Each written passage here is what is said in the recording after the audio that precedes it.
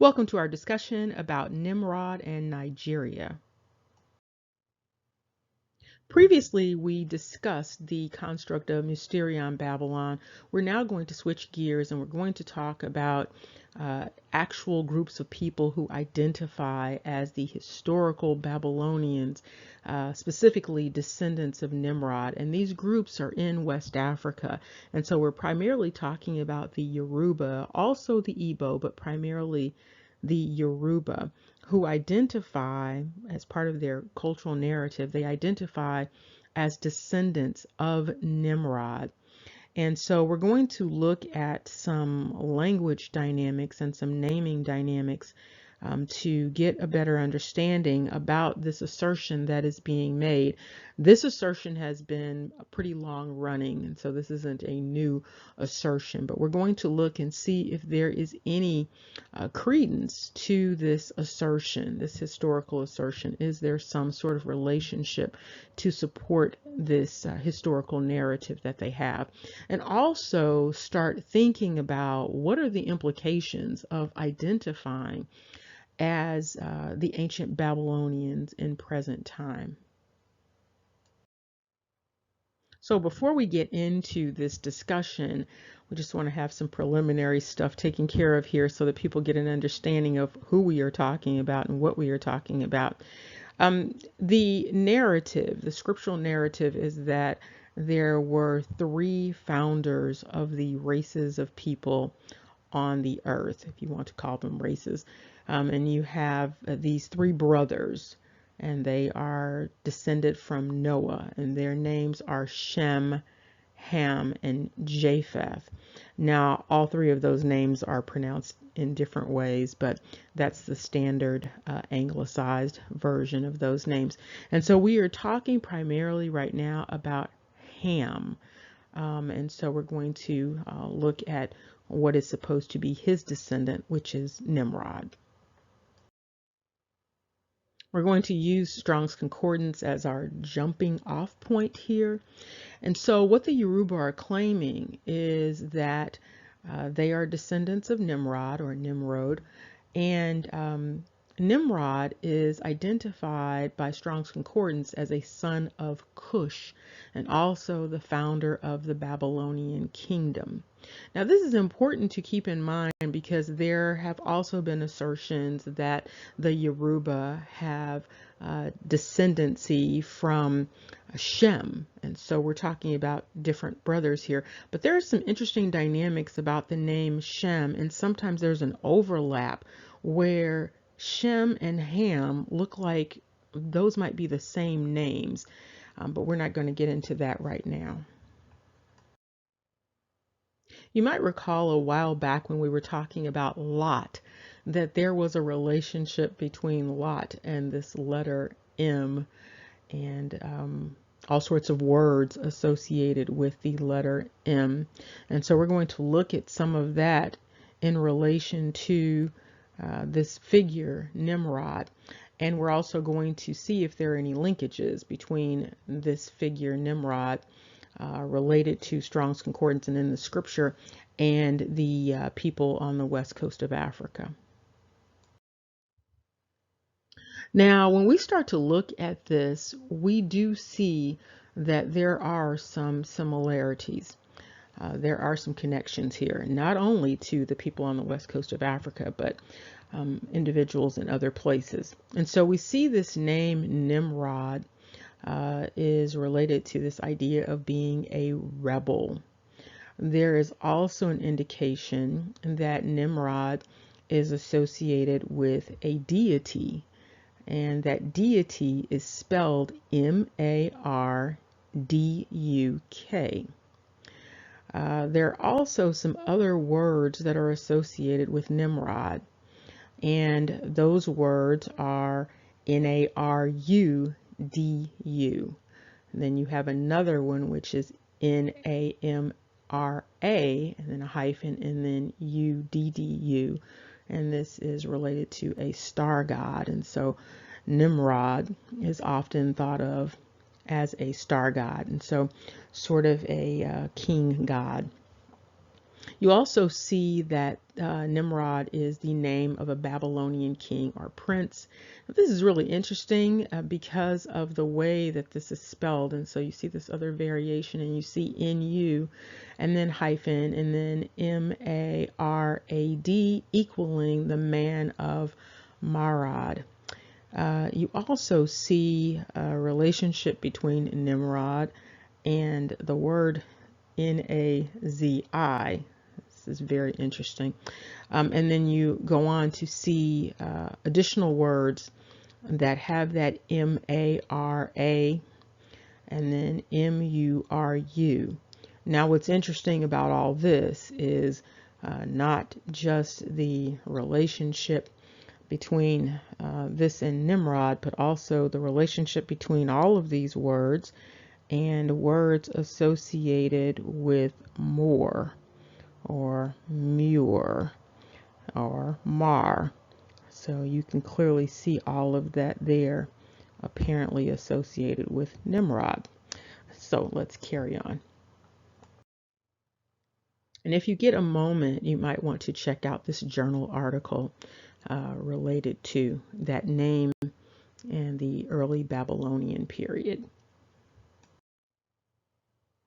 There's a little bit more to this name Nimrod, this construct of Nimrod historically. Historically, Nimrod is thought of as sort of the father of imperialism and also the ruler of this world, so to speak. And so there are a lot of implications of a group of people asserting that they are the descendants of this particular entity. And so we're going to look a little deeper at this and the assertions. This is where it gets interesting, and you start to see all of these connections between Hebrew and Shem and Cush. So there's a lot going on here. So there is available a Yoruba Hebrew dictionary. And in this dictionary, what you find is this association between Nimrod and deities associated with the Yoruba and also with the Igbo. Now, what's interesting about this is you also see what looks like a relationship between Muir or more. You see that M and you see that ER and you also see the UR.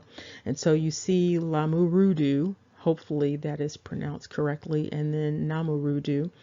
And this is related to the Yoruba.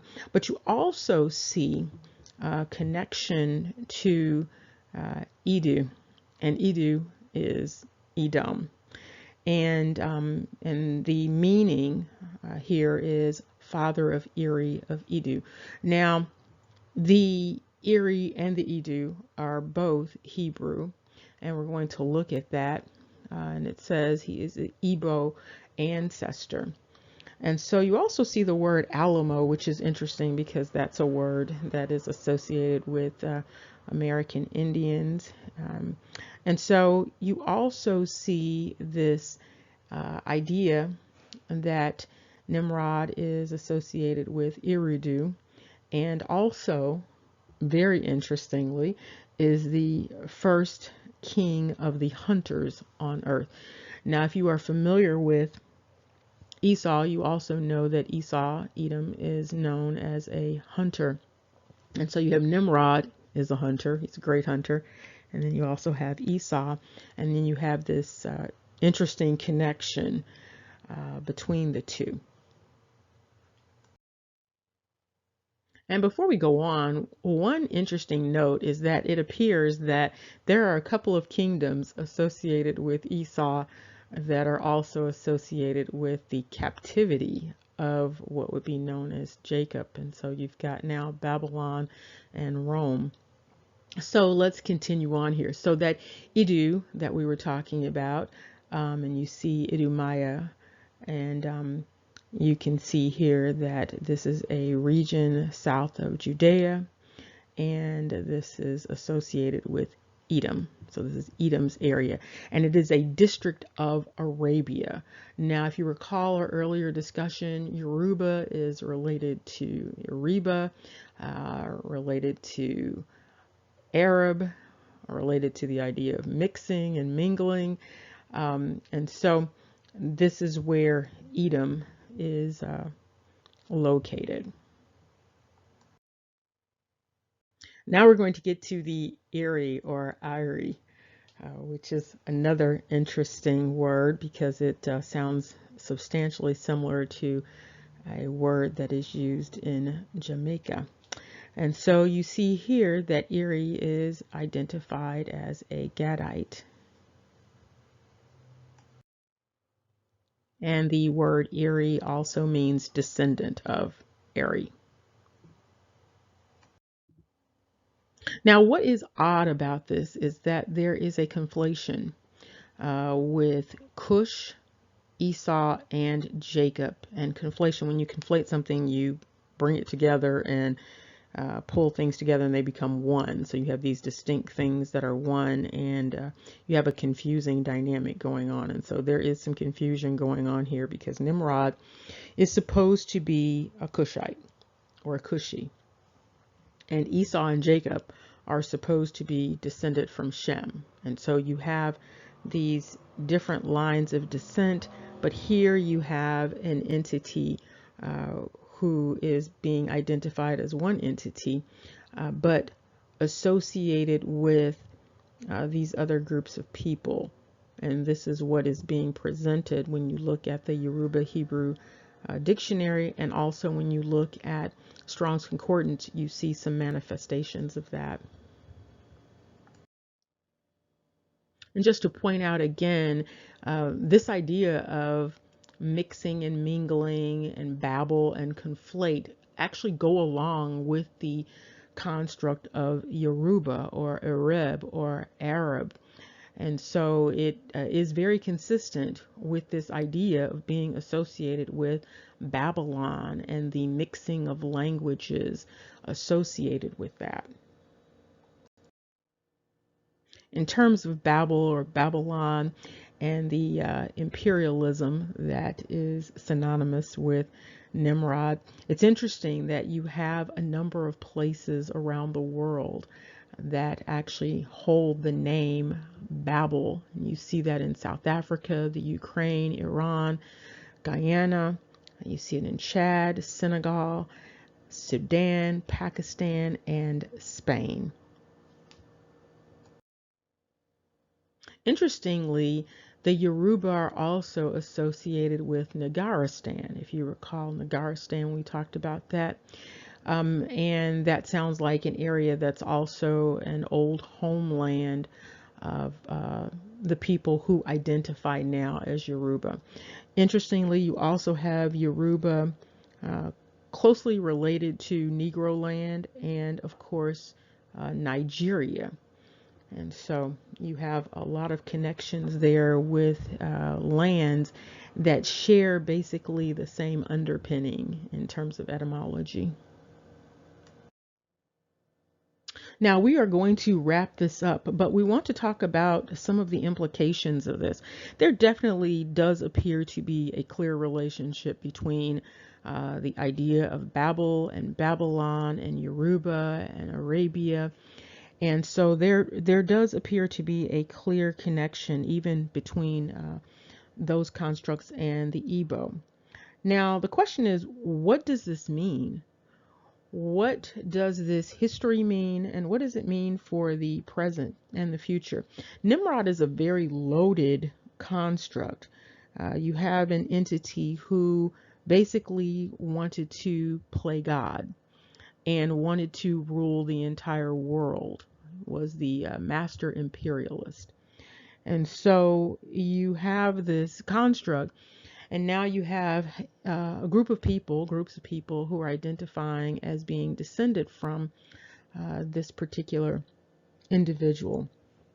And so, and you also, when you look at the west coast of Africa, and what happened historically and how the Yoruba even came to be there and the other groups of people that came to be there. You have a number of Lancados, those who were cast out of Portugal, cast out of Spain, and they descended on that west coast of Africa. And so you also have those individuals to consider in this entire mix. But that's a big question. What is this all about? And what does it mean to be descendants of Nimrod? Not only in the past, but again, in the present and in the future. Remember, knowledge is power. Take care. See you soon.